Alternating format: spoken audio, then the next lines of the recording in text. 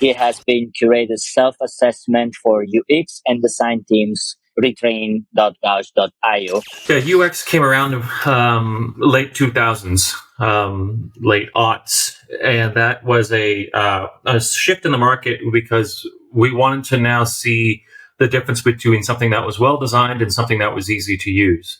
Ask your client, understand what are the fear, what when they go to website, what is something that connects with your business that they might fear like might not work for them.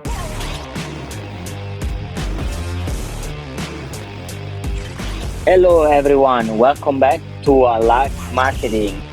In this episode, I have another great guest, Nick Cawthon. And just to let you all guys know, Nick helps design teams stay ahead of the curve with their AI transformation. He has been curated self-assessment for UX and design teams at retrain.gauge.io, helping analyze industry trend and removing barriers to adoption. Nick founded Gauge in 2001 in the San Francisco Bay Area to help organizations with evidence-based strategy and product decision. Clients have grown to include electronics arts, gene tech, Airbnb, Adobe, and many others. Nick is a professor in data literacy and visualization in the Design Strategy MBA program at his alma mater, California College of the Arts. As you see, guys, we have a great person here, a great guest. We really want to hear from him. I don't want to take too much of his time because I want to hear his story, where he comes from, how he got to where he is now. Uh, and yes, please, Nick, tell us. Hello, Pepe. Thank you for having me. Yeah, my story, if I can relate it back to beginning of my professional career, is when I came out of university. Was right around the dot-com crash of 2000, 2001. And that was a shakeup for our job market, where there were a lot of people that came to San Francisco that were working on the internet for the first time to try to catch some of this hype cycle that we still see today. And it was a sort of a check against that of maybe the valuation of these companies had gotten too big, or things had gotten out of control. And a lot of people were laid off or let go. And that had forced me into consulting because the skills were still valuable, but the job market was as such that full-time work was hard to get. And that had happened several times in my career. 2008, 2009, the United States had a financial recession in which, again, we just see this change in the market. And that flexibility of being able to keep going and keep doing what you're doing and finding ways to line up contracts and revenue and income has been something that has been my entire career. And it may be called consulting or contracting or freelancing, but they all are very similar to one another. And that's the ability to do project-based work for many different clients that last sometimes months, sometimes years, and be able to have confidence is that when one of them stop, another one starts. And that's been something I've had faith on for a long time, and trying to understand how to market myself, how to position myself so that that kind of revenue stream doesn't dry up.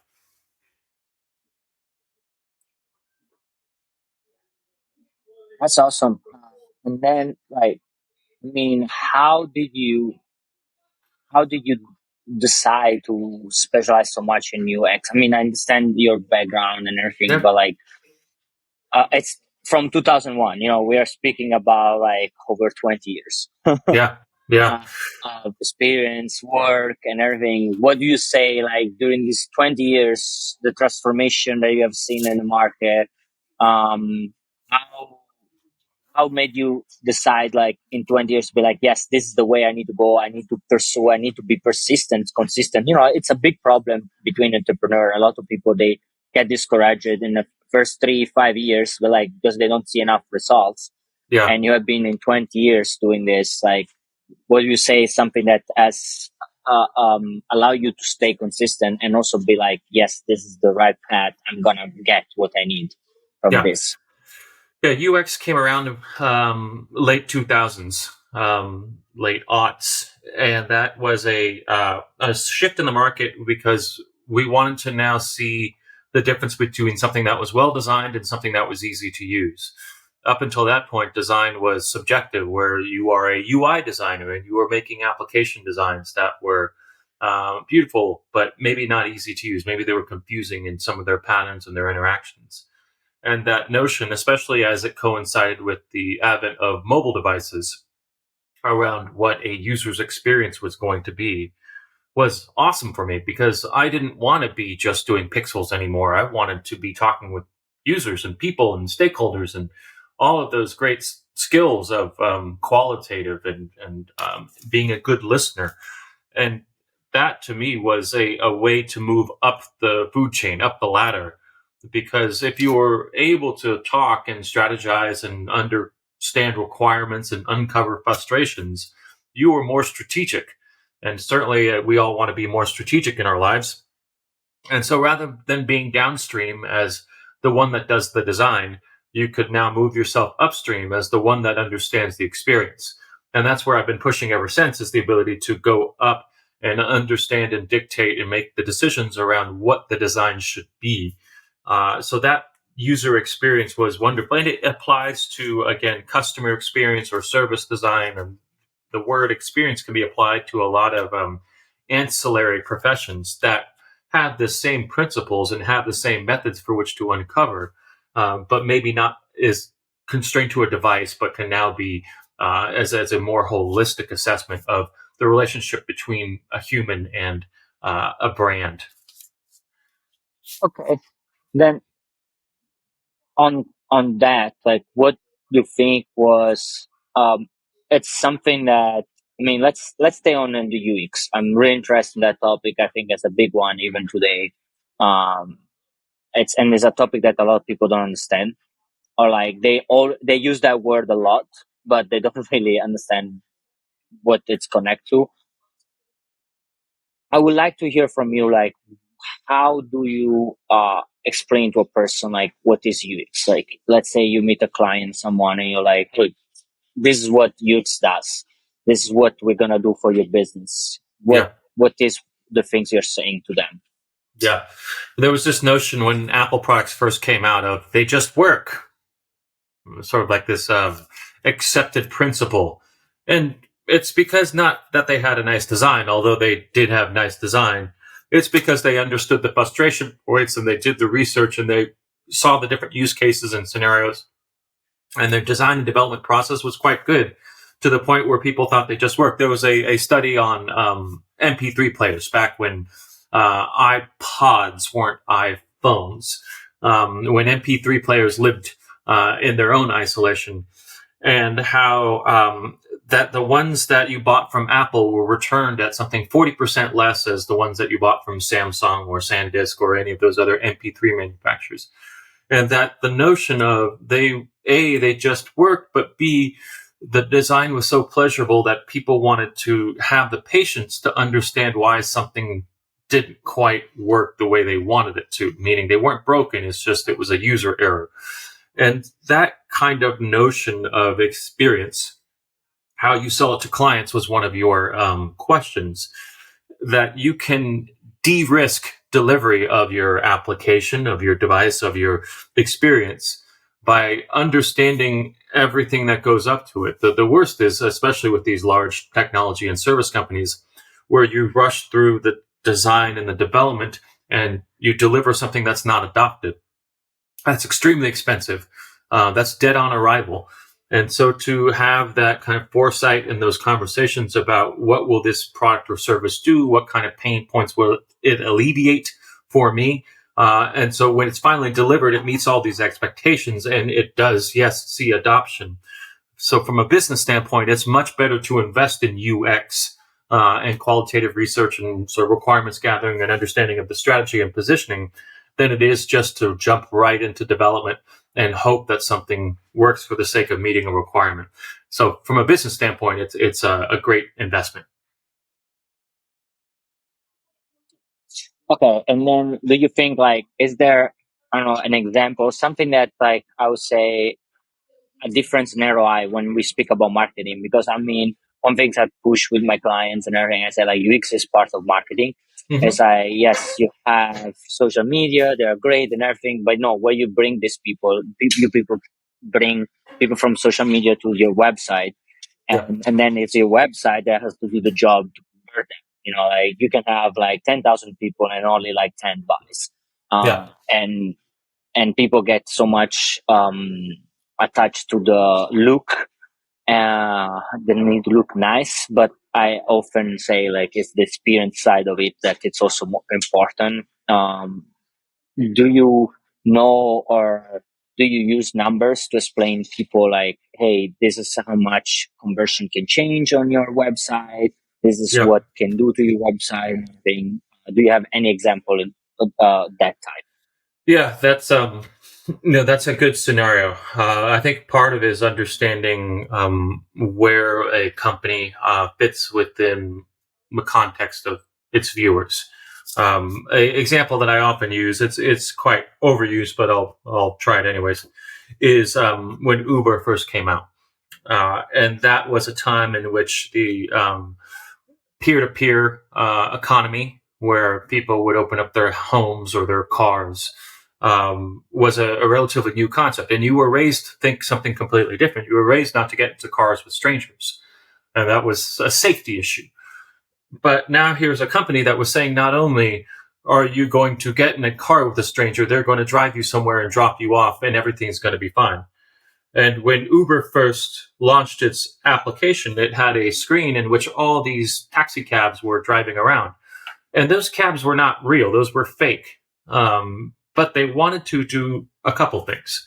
They wanted to assure the person that was going to use their service, sometimes for the first time, that there were other people like them in taxis driving around and that they were safe. So therefore, I must be safe. That adoption or addressing the user's fear of the experience by saying, look, no, there's confirmation of that there are other cabs and other people. And so that little animation addressed that one emotion for a potential user. And the second one was the most embarrassing part of having a taxi cab, and that was standing on a curb and waving your hand and hoping that a taxi sees you or pulls over for you, and knowing how long that may or may not take, and how long will I be standing there with my arm in the air. Now, what the animation did was say, they're all around you, so that's not going to be very long. They're going to be picking you up any moment now because there's, according to this animation, one just around the corner. And, that wasn't true. Once you hit where you were going, it then says it's going to be 10 minutes away. But it helped alleviate some of those fears you had from using the app for the first time, that you would be in the most embarrassing point that you were from the old service. And so as we talk to clients and help them understand their customers' business, try to understand what kind of apprehensions or fears they might have when looking at a website or looking at a product. And then what can we do to address those fears and alleviate those concerns so that they're not standing out there with their arms in the air, waiting for something that never comes. Wow, I never heard actually that example. I Mm-hmm. really like that, the fact that you were saying like actually the best feedback are taken by uh to to get your UX better, like to optimize your website. It's just actually ask your client, understand what are the fear, what when they go to website, what is something that connect to your business that they might fear like might not work for them. Yeah. Uh, and I mean, collect. Yeah. Pepe, if I were to ask you your biggest fear, it would be hard for you to come up with a very Hmm. succinct answer. That is a vulnerable and emotional place to ask a person or a brand to say, or even perceptions of we're not as good as our competitors. People use us because maybe we're cheaper. That oftentimes isn't something that a company can articulate very well. However, if you are able to understand your brand differentiator to say that, well, in the case of Uber, we're convenient, we're fast, we're not going to make you call dispatch, we're not going to make you stand on the curb. and to say, how can we play up these advantages? What can we do in our, in this case, app experience that will help sort of overcome those fears or apprehensions from using your service? But it often takes outside agencies or consultants like yourself to come in and say, here's how we're going to address this, because to ask a company who's trying to be aspirational and trying to overcome some of those, it's a harder conversation. Okay, I see. What would you say then? I mean, through the consulting company, but what would you say is the best way um, to find those data? Like to find the data you need for your website, for your brand, to optimize it, to make it like more the user experience user friendly, uh, all these things. And also now even more, we have the differentiation between laptop, tablet, and mobile.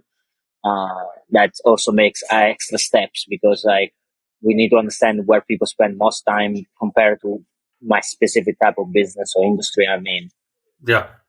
I mean, I think any sort of design needs to be responsive. I will take it even further to say there are ways that agents are performing transactions. If we're looking at business websites, that if I want to book a table or order some food or book a room or do things that are traditionally brick and mortar businesses, I think that's going to increasingly be served to agents rather than humans. And so to be able to anticipate and understand what kind of shift that means from copywriting, from user interface, what kind of accommodation should we make for a world that is now agentic, is some good forward thinking, future thinking. Um, and But from an advocacy of the company, I think one thing that I would always ask when engaging with a client is, can we talk to some of your customers? Can we hear and understand honestly with them what the impressions of the brand is? Is it something that you have a different understanding than maybe the customers might? And the answer you'll often get is, oh, we know our customers. We know. And so sometimes that has to be done under the table, where you are going and forming your own ideas through your own conversations, and your client isn't going to sponsor it, but as an investigative research effort to be able to go and do that yourself. Yes, that make totally sense. And now it's like now there is the topic that goes more these days. How AI comes in with all this. Yeah. Is AI gonna help 100% UX? Is gonna create some problems to the user experience because we are taking some of the, for some industry at least, like maybe some industries does make a total difference, for other industries make a difference. I want to hear from you like how this is how AI is gonna really affect, and what do you see in the future the change is gonna make in this specific topic. Yeah. What it reminds me of is 20, 25 years ago, where companies were trying to figure out this web thing, this internet, of how do I want to represent my organization on this new media, where there are some companies that are doing it very well and other companies that are far behind. And today it is, how do we deal with LLMs and the fact that those who are under 28 are accepting prompt based queries at an exponentially faster rate than those that might be older. And so now we are designing or strategizing for a different way of querying information. Um, and to advise companies on what to do, on what to say, so that you rank high up a prompt query rather than a search engine query, I think is a very impactful uh, ground shift of our landscape. And in the early 2000s, we saw agencies and companies spin up because they were good at advisory around those kinds of issues. Um, Search engine optimization and high rankings and content creation.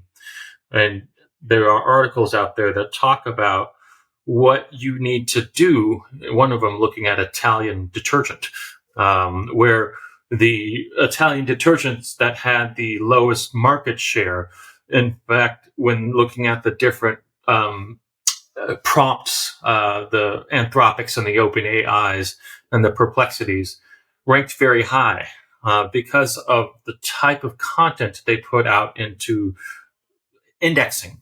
And that was some that are very technical, where it was explanatory and not just marketing gloss, that they were also very sort of emotionally driven, in which they were talking about what user needs they met. And I think that's a habit that we have had all along, where if you advise a company or an individual to create some sort of blog or some sort of record or some sort of podcast where you are constantly bringing up these issues and discussing them and then providing transcripts and articles and things that can be indexed and searched upon and ranked quite high. So that content creation and positioning of what is relevant to our brand or our person in this case is going to be great advice as the landscape changes away from search engine optimization to more model optimization over the next 5 to 10 years. How do you think? How do you think that is gonna? Because my one thing that I was always thinking, yes, on the research side, I totally see that. But I also see that a lot of sometimes responses, if you have at least a little bit of knowledge, or at least you have your own experience and everything, some of the prompt given by Google or by ChatGPT, the first one might not really be correct. Mm-hmm. It's probably the one you find more on the internet, but like if you know a little bit of it, then you're like, yeah, this is not exactly, this is not, I know this is not gonna work. This is not, I was speaking, for example, I also do coding. I was speaking with someone else that's actually much better than me, but like he does ton of coding and everything. He was like, yeah, ChatGPT is great and everything, but it's like the problem is when you ask, sometimes even Google and everything, they trying to Gemini trying to reply to you with the code, but then like you look at the code, you can tell right away this is not gonna work because like he just takes like the best form, the one with more replies, more communication, take one part of it and throw it to you, and it's like this is the response, and you and but if you know a bit of coding, you're like, no, this is not gonna work. Yeah. Same with ChatGPT, like you can do like some simple coding, but like then once you go a bit advanced, sometimes you can see right away it's like no, but you can at least take it and change it if you know. But how people that they don't know, they're gonna understand what is true or what is fake. Like now they don't see in the forums, at least you see people replying and tell right away, hey, this actually doesn't work. But like without that, with just a prompt, like people they think like, oh yeah, this works because ChatGPT told me, or Gemini told me, but actually it's not gonna work or it's not the right answer. Yeah. I think it's like a politician will always tell you what you want to hear. Will always give you an answer that makes it seem like it's the right answer, but a politician doesn't always tell the truth. And so I have the same experience. I'm in this cycle of application development that I'm not sure how I get out of it. Because every time I think I'm right at the end, the code base changes and I get all my changes washed out. And so understanding what guardrails you need to put in place, locked files, build rules, memories, as it relates to coding assistance, I think it's going to be a core job skill coming up is how to engineer that context so that you can have it do the simple things. But as you have pointed out, it's hard at the complex because it will just go make a mess of everything very quickly. But how that also is gonna affect? I mean, I always think in the market because it gets sometimes hard even when you speak with clients. So you're trying to explain them like, hey, this is how it actually works. Like even emails. Like, simple example, another one I've noticed. Like, yes, they sounds great. They mail that ChatGPT.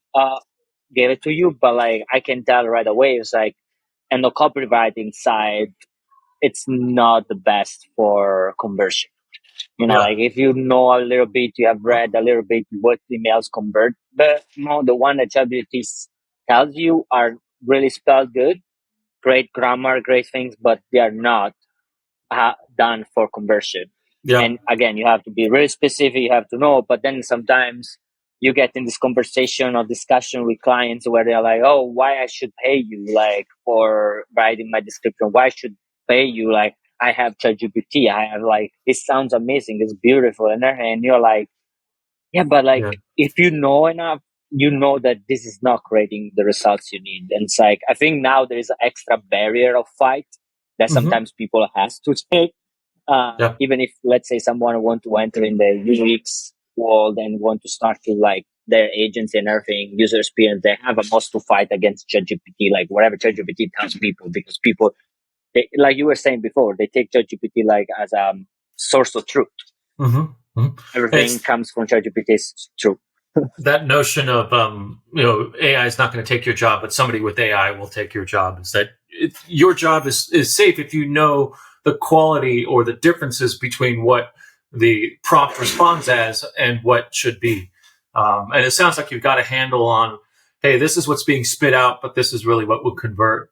How are you finding language differences? I only use it in English. Are you doing any Italian and finding it's not very advanced in its understanding of the dialect and the nuances of the Italian language? Uh, I never tried dialect. I tried just like Italian, normal Italian, when I had some discussion with few clients in Italy and everything. Um, just to clean up some of the email and everything. Actually, no, ChatGPT works good in Italian. I don't know every language, but yeah, Italian works really good. Hmm. Um, it doesn't make any mistakes. I mean, except what makes already in English. Yeah. Like sometimes when the research, also you have to think with Italian, you have a lot less material available online compared to English material. Means like Yeah. sometimes uh, you might ask ChatGPT to do research, and it will do the research in English, and then you just have them translate. The translation is really good. I would say it's much better than Google Translate Hmm. uh, Okay. or Deeply. Any of the other translation, like the famous translator that were online before, Hmm. uh, you don't need them anymore. Like ChatGPT does a great job of translating. It's more contextual translation than word by word. Yeah. Uh, and yeah, it does a great job. I know also people using. Um, I know a lady came to Italy when I was there. She's from France. She was used the direct vocal ChatGPT. She would speak inside Yeah. and then Yeah. like just show to people right away. I Yeah. think actually That's translation, yeah. that's more commonplace is people being able to dictate into ChatGPT. I see that as a trend that many people have shown is they don't want to type anymore. They want to be able to dictate. The content aspect is one that I've been going into quite a bit. I sort of am UX adjacent or marketing adjacent, but one of the services that I'm building is what's called a RAG, a retrieval automated generation, and that's your own language model, so that you can train it on a specific area or a specific topic. You can also format the way that prompts are responded to. In my case, I'm doing this for a client that has a social good initiative, and I want anything that's returned to have citations and references like an academic paper would. But those off the shelf language models like Notebook or even GPTs typically don't have that level of granularity, nor are trained on a set of indexes that I can provide it. And so when trying to get smart about a client's business or a client's area subject of matter, I think what we'll do every time is we'll spin up a RAG. We will go and have a research phase where we begin to populate it and train it, and then to start to use that as a sort of idea board where we fire it questions and see what comes out, and be able to sort of constantly have it guide. and then hopefully produce content down the road where if we need a ongoing source of copy or articles or ideas, that it's something we maintain and that we feed and that can again provide a single voice in a single format that will be good going forward. So yeah, Oh, from that's interesting. I traditionally work on the design side, but as we start to look at copywriting and understanding of how to create a knowledge base, I think that's something that's a first start for anybody who has a lot of clients that require you to get up to speed very quickly. Oh, that's interesting. How do you? Because one things I found, because sometimes I try to write articles, and with my agency, we did a lot of SEO in the past. We don't do much now. I mean, mostly now it's also called GEO more than Mm-hmm. SEO. Yeah. Because like we are trying to push like the AI side of it, since everyone trusts the prompt. You want to be your name want to be in the prompt to make sure that people follow you. It's not anymore about who is the first on the research, but actually who is in the prompt. Because now the first thing when you search is the prompt. Yeah. That's the first thing that happen. But yeah, apart from that, one thing that I always find hard with any judgment and everything is because articles like researchers, they are always protected. Like for Mm-hmm. example, I come from electronic engineering.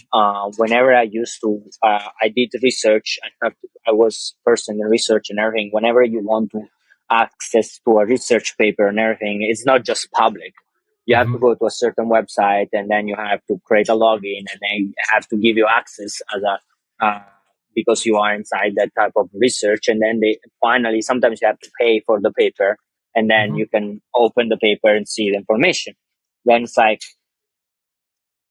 ChatGPT, how like I'm always thinking like how is ever gonna be AI accessing like this type of articles or this type of researches, because if they are protected, they're thinking either someone has to create like a library where pays for every article, throw inside the library, and it's like, hey, the AI here, now you can use it, or you're never gonna be able to literally get the best material you want, because normally the best research or the best, they are always protected, or there you have to pay for access. Yeah. The question is like, what do you do coming into the market as you were a junior researcher coming out of Yeah. graduate school?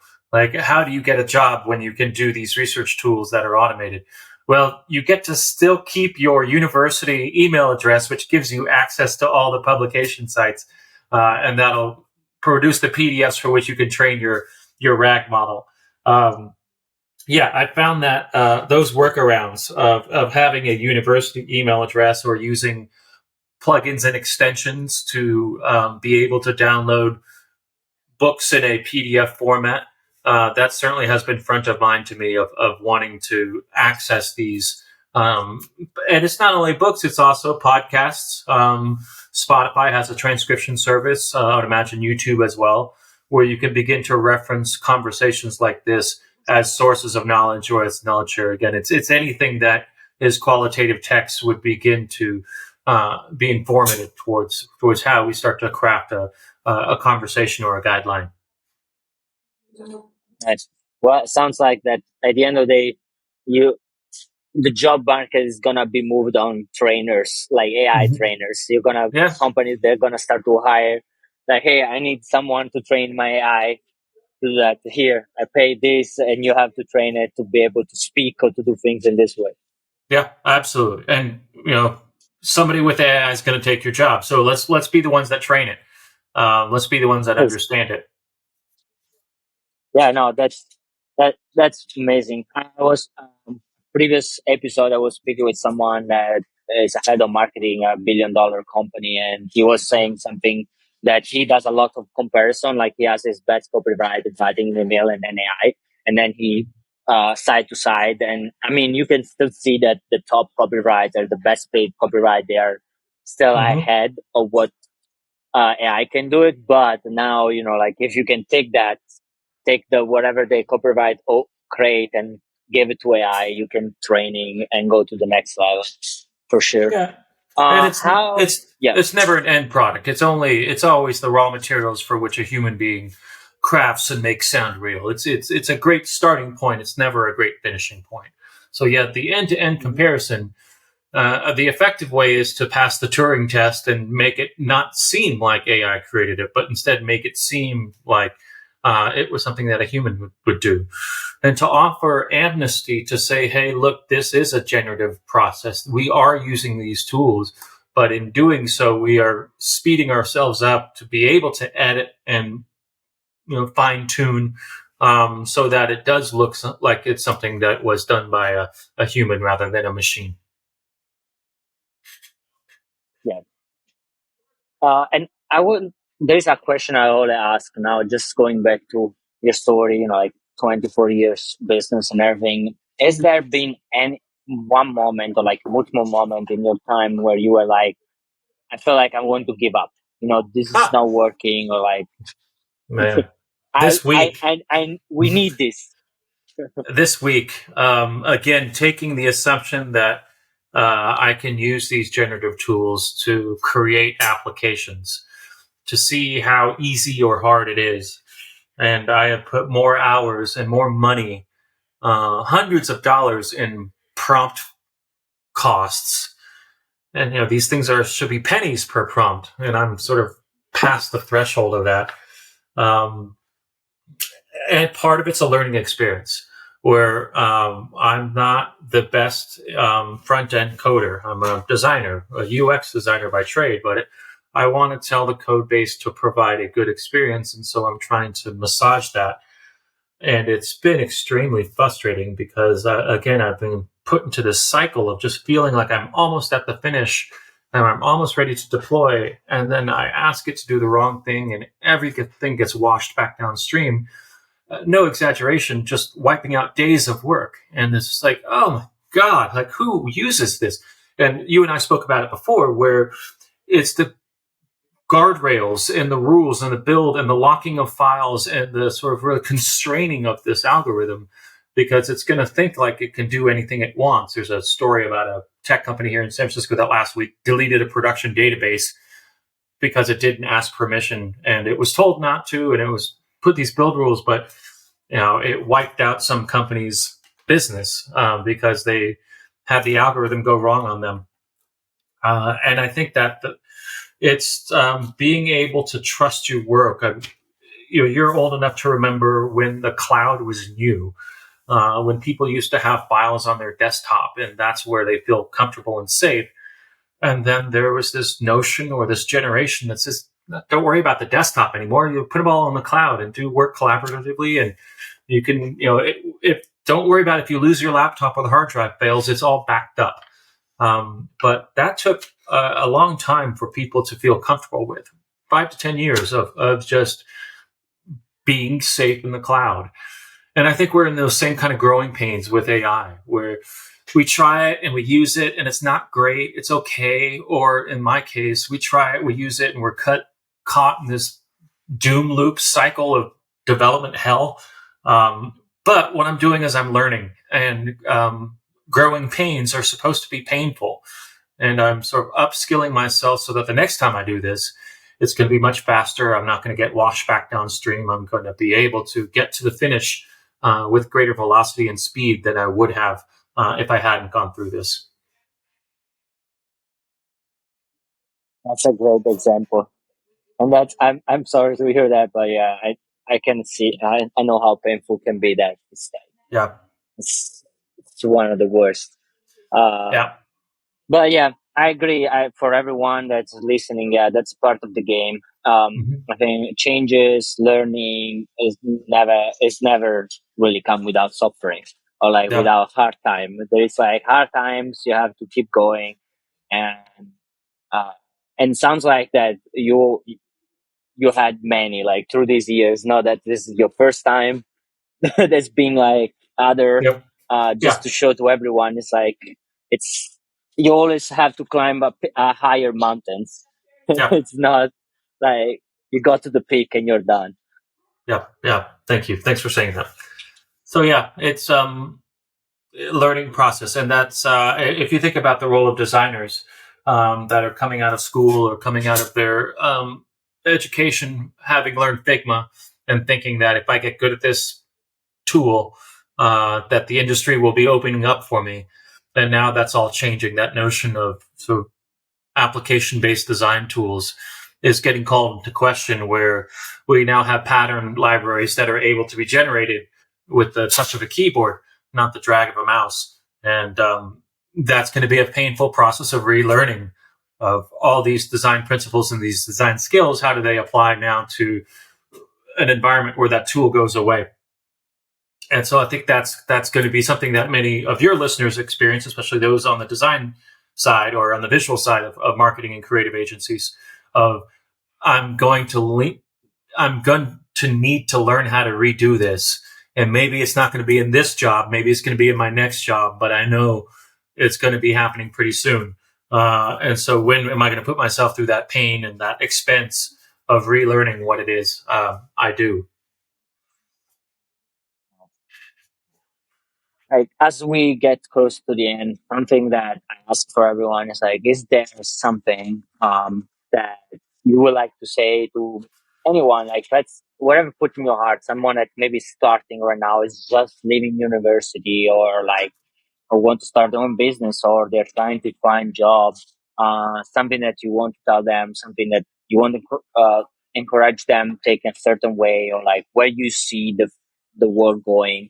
Uh, Yes, if you can share anything. Yeah, back to that previous point about coming out of school and sort of re-educating yourself on the tools that you thought you had. That's going to be again one of those life lessons of, if it's not going to be this time, it's going to be the next time. But use it as an excuse to start a business, to come up with something on your own, and use it as an excuse to be able to learn something new. Where and again, I have the same thoughts in the back of my mind of, I want to start something, and there's never been an easier time to spin something up because of these generative tools that are available. And to say, well, okay, maybe I'll do that as a learning experience, because I know that in my paid work, that this is going to change. This method is going to change. And so it's very empowering. I know there's sort of a scary aspect of all the juniors or those younger in the field are going to get replaced, because now we have these robots to do things for us. But the empowerment is still there. Those who are coming into the field have the ability to put on a jetpack and skip over the corporate ladder, and go right to the roof, right to the top. And so that's my sort of takeaways, is make sure that you're seeing the positive of it, not the negative. That's really good. I really love that. Um, yes, at the end of the day, if you really want to make it and you want to get somewhere, you can do it. AI is not going to stop you. Actually, can, like you were saying, can be your jetpack to go to the roof if you know how to use it. If you get control of it instead of like be stuck on the old ways.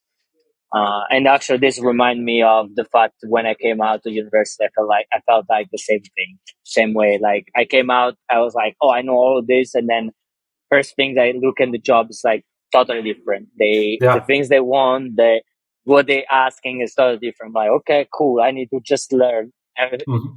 everything from zero. I think university they are more made to teach you that you can learn anything and you can get faster learning than literally give you something that you might be using right away. Because often I notice with you things you learn in university, not always you're gonna be using in real life. But the biggest skill you learn from university is that you can Mhm. learn, how to be able to open a book, read, learn fast, and get a book faster than anyone else on your skill. Great. Awesome. That's Thanks. Well, I want to thank you again uh, for being in my podcast. I really appreciate that you took your time to share with us. Where are you going? What are you doing right now? Uh, I invite everyone that's watching this video to check the description to look at your website. Like this, they can check your website.